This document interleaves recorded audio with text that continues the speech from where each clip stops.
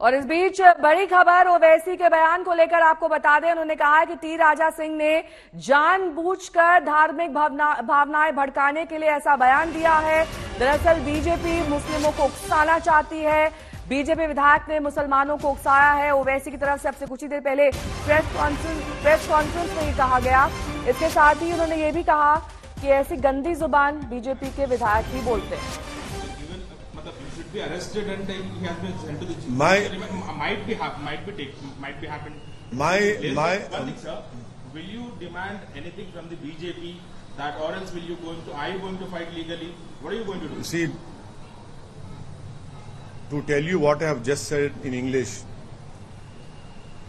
the statement made by a BJP MLA from Hyderabad, wherein I cannot even repeat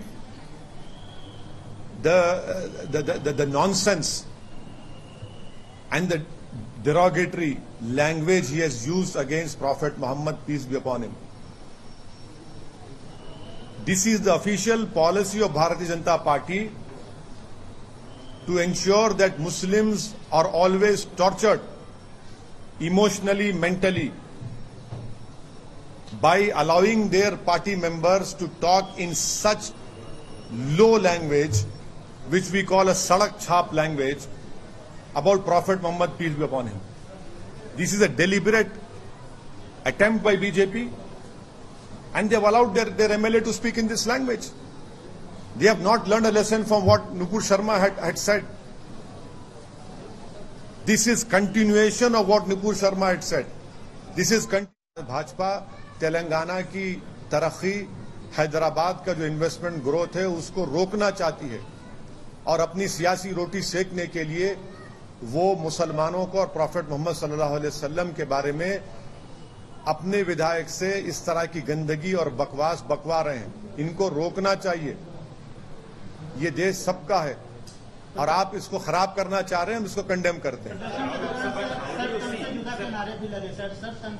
मैं जो नारे लगे मैं उसका कंडेम करता हूं। आपकी लड़ाई, हमारी लड़ाई कानून के दायरे में रहकर होगी। जो नारे लगा रहे हैं मैं उससे मुत्तफिक नहीं हूं, मैं उसको कंडेम करता हूं। और जो नारे लगा रहे हैं मैं उनको भी कहना चाह रहा हूं, आप कानून को अपने हाथ में नहीं ले सकते। कानून के हाथ में। और अब लंच ब्रेक में बात करते हैं उस टेरर की जिसने हिंदुस्तान पहुंचने के लिए वाया टर्की रास्ता लेते हुए रूस के रास्ते भारत में दाखिल होने का इरादा किया था, मगर उसके मंसूबे की भनक रूसी खुफिया एजेंसियों को मिल गई और वो धर लिया गया। लेकिन इस्लामिक स्टेट के जिस मानव बम को रूसी खुफिया एजेंसी ने गिरफ्तार किया, उसने एक तरफ से भारत के खिलाफ रची जा रही अंतर्राष्ट्रीय साजिश का पर्दाफाश कर दिया है, क्योंकि जो आतंकी पकड़ा गया है वो खुद ना तो तुर्की का है और ना ही रूस का। वो ऐसे देश से ताल्लुक रखता है जिसका भारत से आमतौर पर कोई लेना देना ही नहीं। तुर्की में तैयार मानव बम पकड़ा गया। रूस में गिरफ्तार हुआ आईएस का आतंकवादी। भारत को दहलाने के लिए रची थी साजिश। टारगेट पर थे बीजेपी के कई नेता। उज़्बेकी नागरिक निकला था खतरनाक मिशन पर।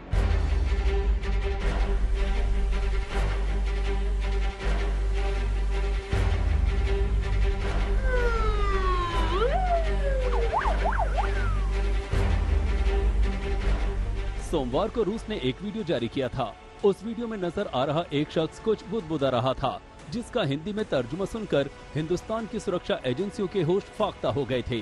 वो कह रहा था, मैं वहां हमला करने वाला था, वहां पैगंबर मोहम्मद का अपमान हुआ। इसके बाद तो हिंदुस्तान से लेकर रूस की राजधानी मॉस्को तक में हलचल तेज हो गई। भारत से हजारों किलोमीटर दूर रची जा रही थी भारत को दहलाने की साजिश। इसका खुलासा रशियन एजेंसियों ने किया है। रूस की एजेंसी ने आईएस के एक आतंकवादी को गिरफ्तार किया है और खुलासा किया है कि वह आतंकवादी भारत में सत्तारूढ़ दल के एक बड़े नेता पर फिदायीन हमले करने की साजिश रच रहा था। रशियन एजेंसियों ने बकायदा एक ऑपरेशन के जरिए इस आतंकवादी से टेलीग्राम के जरिए संपर्क साधा और उसके बाद धीरे धीरे कागजी कार्रवाई करने के लिए उसे रसिया बुलाया।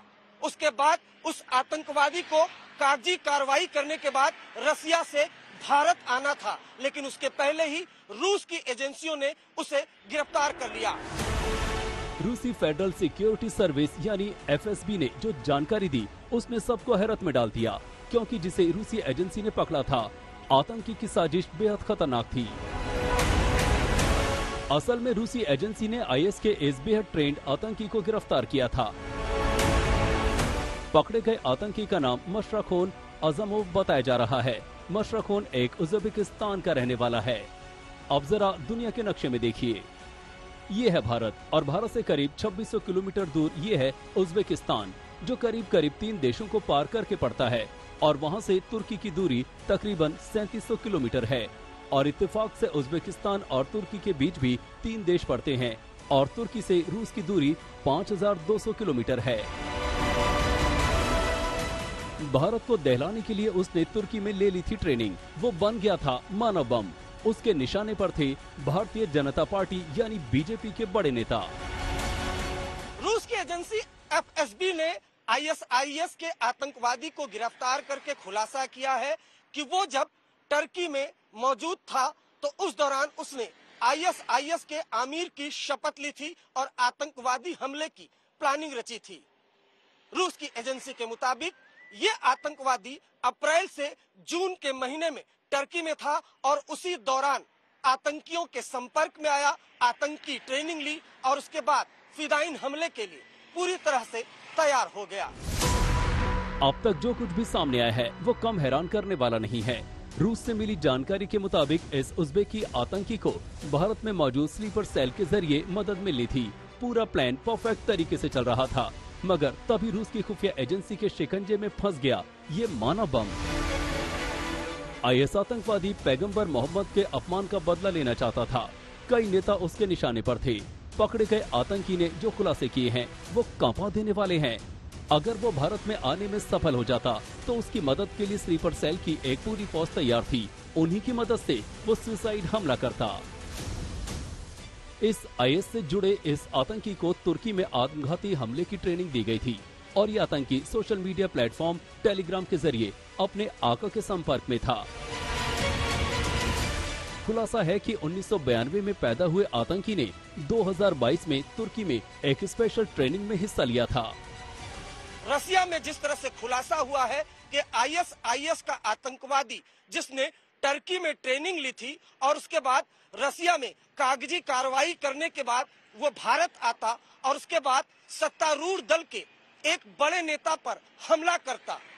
पूछताछ में उसने ये भी खुलासा किया है कि वो नुपुर शर्मा के बयानों से बेहद नाराज था और इस वजह से फिदाइन हमले को अंजाम देना चाहता था। रूस में पकड़े गए इस आतंकी की खबर हिंदुस्तान पहुंची तो देश की तमाम खुफिया और सुरक्षा एजेंसी अलर्ट मोड पर आ गई। पता चला है कि NIA और IB से जुड़े अधिकारियों की टीम जल्दी रूस रवाना होगी और वहां रूस की खुफिया एजेंसी फेडरल सिक्योरिटी सर्विस से मुलाकात करेगी। इसके अलावा NIA रूसी खुफिया एजेंसी से ISIS के आतंकी से जुड़ी तमाम जानकारियां जुटाएगी। इतना ही नहीं, सूत्रों के मुताबिक NIA इस ISIS आतंकी के भारत के लिंक के बारे में भी खंगालेगी। पकड़े गए आतंकी ने ये माना कि उसके हैंडलर ने उसे टास्क दिया था, भारत में आत्मघाती हमले का टास्क, और इसके लिए वो रूस के रास्ते से भारत में आना चाहता था। लेकिन उससे पहले उसके इरादों की भनक रूसी खुफिया एजेंसी को लग गई और वो धर लिया गया। अरविंद ओझा, दिल्ली, आज तक।